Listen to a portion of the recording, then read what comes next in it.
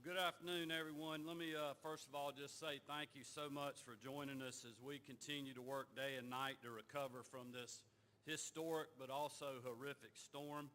I want to thank you for keeping the nation's attention on those who are hurting in Georgia, and I certainly appreciate President Trump helping us do that as well.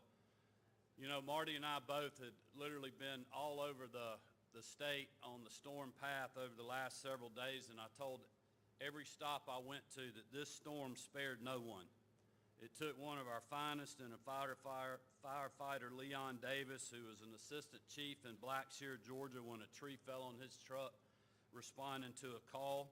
Just a few miles from here, it took a young mother, just 27 years old, who had 1-month-old twin boys in the bed with her when a tree fell in their home up in Thompson.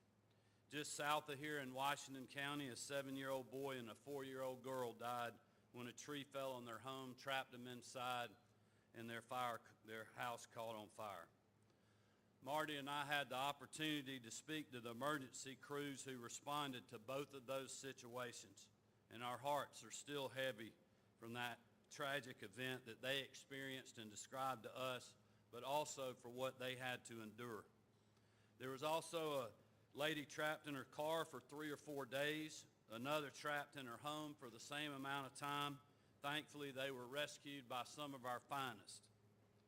But we've heard of many other horrific stories like this. And all in all, Georgians, we have lost 33 of our fellow citizens as a direct result of Hurricane Helene. But I'm here to tell you, in spite of such tragedy and heartbreak, in spite of the pain that we've seen, there are many stories of hope and perseverance. Over the course of this past week, Marty and I traveled to Valdosta and Augusta and many communities in between. We spent time with linemen from all over the country who came to Georgia to help those in need and get their power back on. We prayed with grieving people and had the honor of shaking hands of those who have worked without sleep, hardly taking any breaks, and without slowing down to get those trapped in homes free. They were feeding those without food and getting housing for those that no longer had a home. In Glasscock County, just up the road, we spent time with the sheriff and his family, all of whom were working around the clock. In Johnson County, not far from here, there's a small church that's serving as a miracle for their community. That congregation did not even exist a few months ago, but this past week they were feeding 400 to 600 people a day. In Sandersville, a pastor prayed for us and commented on the beautiful message on Marty's shirt that she wore for several days in Valdosta, when we were in Valdosta, in red letters that spelled out simply pray. That's a message we all need right now. And I ask that all of you join our family in continuing to pray for those devastated by Hurricane Helene. On Tuesday night, we met linemen in a small Mexican restaurant who came from literally hundreds and hundreds of miles away, from New Jersey, Massachusetts, Chicago, and other places. I joked with the guy from Massachusetts, we normally don't let y'all come down here to Georgia. But I told him how much we were glad to have him, and we appreciated the work that they were doing. The next morning, we tried to go see a bunch of linemen that were having breakfast at one of the tent cities they had set up at a staging site that had over 500 trucks and over 1,000 people. We got out of the car at 6:30 a.m. before the sun was even up, and most of these hard-working people had already eaten breakfast and were walking out to go crank their truck to start working to get people's power back up whom they've never met. Those same linemen were going to keep working well into the night. That is the kind of response that we have seen after this crisis from Georgians and from people far beyond in this state. Resilience and hope have been on full display everywhere we've gone, including right here in Columbia County. We're grateful for those incredible people all over this state, but we're also mindful that every moment of every day since this storm passed, of the loss of life and the devastation that it brought. We knew it was going to be bad, which is why we prepared early, just like they did here in Columbia County. I declared a state of emergency 2 days ahead of the storm. which gave us time to mobilize and prepare for the worst. And I'm so glad that we did, because it impacted literally every part of our state. Many communities have been scarred with major infrastructure damage, and at one point, at least 1.3 million power meters were not functional, and many more Georgians were without power. That number, incredibly, is down to 225,000 as we speak. In Atlanta, we saw record rainfall with 11.12 inches of rain in a 48-hour period. The previous state record goes back to 1886, when we had 9.6 inches. As many people around the country know, we are in an agricultural state, with agriculture serving as our number one industry. Hurricane Helene has wiped out much of this year's crop across the board. Our Agriculture Commissioner, Tyler Harper, couldn't be here today, but he wanted me to pass along a few highlights of this devastation. 35% of our cotton crop is a total loss. 10 to 30% of the peanut crop is lost. 14 dairies across the state are still without power. There was 22 total from the start. Over 222 poultry houses have been destroyed, with hundreds of others damaged and some loss of operations for the entire farm. There's extensive infrastructure damage and loss of livestock facilities. And as I told the President earlier, approximately 4 million acres of timberland has been impacted, and 48,000 acres of pecans have been damaged or destroyed as a result of this storm. I want everyone in this state to know that we are with you during these difficult times, and we aren't going anywhere. We are putting every possible state resource we have at response and recovery, and I've taken several executive authority steps to try to bring relief as quickly as we can. That includes activating and deploying roughly 2,000 Georgia Guardsmen, our citizen soldiers who are doing incredible work in the field. It includes suspending the gas tax for as long as we're under a state of emergency and waiving the penalty on the use of dyed diesel fuel in street vehicles. I want to thank the members of the General Assembly. I know we got some of them here with us today for supporting all of these measures. They are crucial partners in our overall response to this tragic event and have been tireless advocates for the Georgians they represent. And we'll continue to urge FEMA to add more impacted counties to the federal declaration list. We started with just 11, and after a call to both the White House and FEMA, they upped that number considerably, up to 44 or 45 counties as we speak. We're also being mindful of our neighbors who have come to our aid in times past. Yesterday, I authorized the Georgia Guard to send a Chinook helicopter and crew to North Carolina to help in ongoing search and rescue operations. What they're going through, what we're all going through, is a living nightmare. And we're going to continue to pull together as we go through this together. These are just a few of the actions that we've taken, but rest assured, we will not stop until everyone is recovered and made whole. Someone sent me a Bible verse earlier today, and I've been thinking a lot about this. It's Galatians 6:9, and it reads, "And let us not grow weary of doing good, for in due season we will reap if we do not give up." Those words epitomize where we are today and our commitment. We are not giving up. We are not going to leave until the job is done. I want to encourage all of our local officials and so many of their citizens that are working so hard on this recovery and helping and talking to people every day. Keep up that great work. Keep the faith, and know that we will be with you till the end. It is my honor, and I want to thank President Trump for coming back to our state again for the second time to view storm damage and keep a national focus on our state as we recover. I hope you'll welcome the 45th President of the United States, Donald Trump. Mr. President.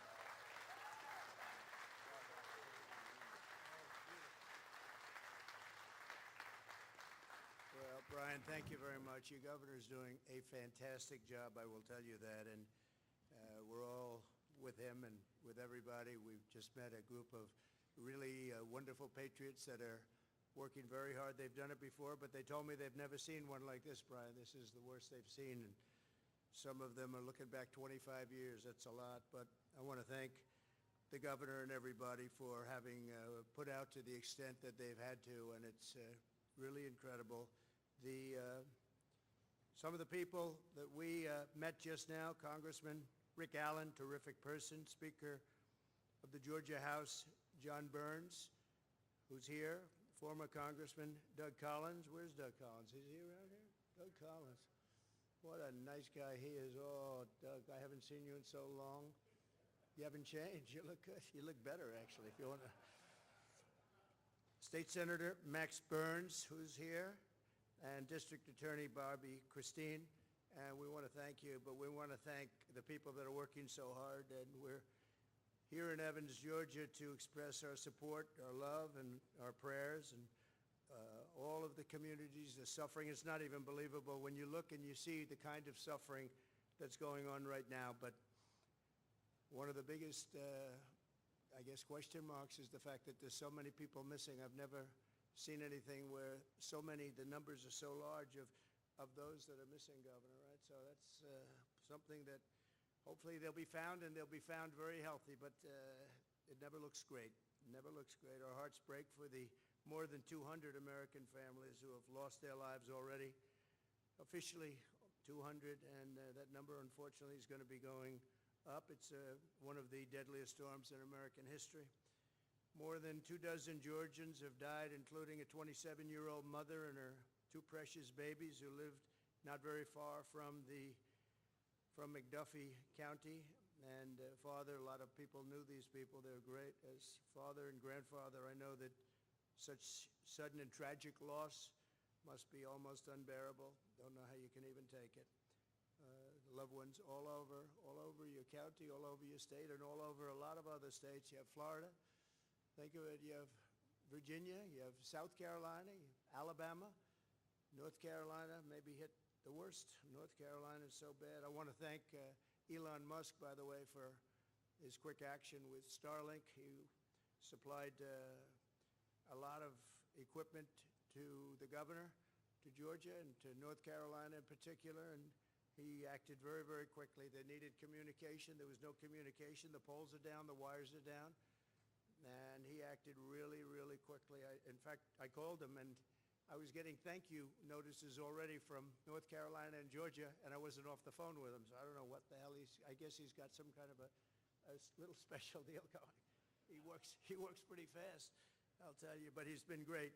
And Larry Ellison made a very big contribution, and a friend of the governor's and mine is right here, Steve Witkoff, who also made a very big contribution. Steve, we appreciate it very much. Thank you. The homes and roads, as the governor told you, it's all being worked on. Everything's being worked on. And the good thing is when I just met a group, and now I met two groups, and now I'm meeting a third. And I will tell you that I have no doubt that whatever can be done is going to be done. It's going to take time. It's going to take a lot of effort, and it's a very heartbreaking situation. We're going to go to North Carolina now, and we're going to see some of our friends in North Carolina, some very good friends, and they have just been totally devastated. They've never seen anything like this. But I want to thank everybody for being here, and we have a big election coming up, and if I'm involved, I told the governor, if I'm involved, they're going to get the best treatment. They're going to get treatment like we did in the past. We had a big, the farmers got hit very hard, and I guess they got hit just as hard, or maybe, is this worse, or is this of equal? Probably worse. That was a bad one. But we worked 2 or 3 times together in big storms, but I don't think we've seen anything like this, but we got it taken care of in record time, and we will be very open and very committed to this state, because it's a great state and you have great leadership, and the governor, again, is doing a fantastic job. So thank everybody very much for being here. I appreciate it, and we may see you later, we may not, but we will be back, and whenever the governor needs us, we will be here. And thank you over there. That's a nice group of people. Thank you very much. Appreciate it. Thank you. Thank you, everybody.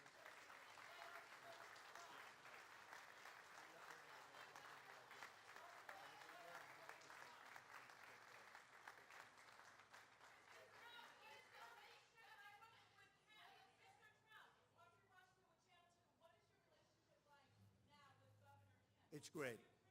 No, no, no. It's great. No, we work together. We've always worked together very well. Very, really well. It's top. Yes? Yeah, of course they are. It's been a terrible response from the White House. They're missing $1 billion that was used for another purpose, and nobody's seen anything like that. No, from that standpoint, it's been terrible. Say it? I'm not thinking about voters right now. I'm thinking about lives, and to be honest, it's much bigger than anything else, but we're thinking about lives, a lot of lives lost, a lot of people missing, and that's what I'd be focused on right now.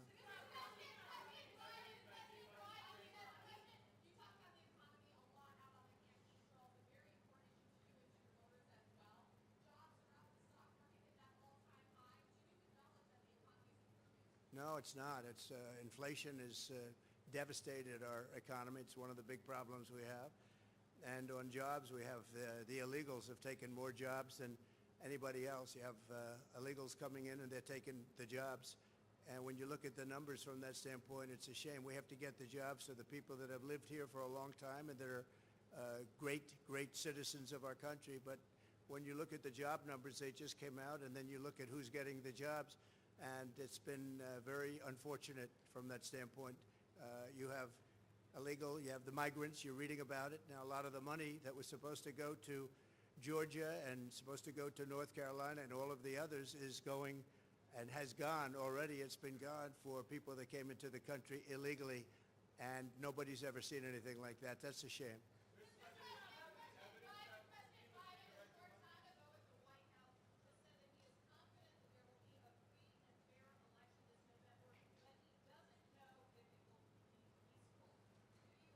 I don't know anything about what he said. I only can hope that it's going to be free and fair, and I think in this state it will be, and I hope in every state it will be, and I think we're going to do very well, but right now we're focused on this. We're not focused on the election.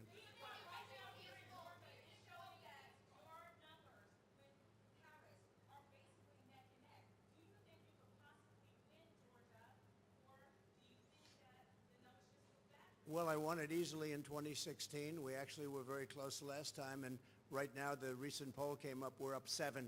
So I think we're pretty far up, and we seem to be going up, and she seems to be going down, so I hope we're going to keep it that way. Ladies and gentlemen, thank you very much. I appreciate it. Thank you. Thank you.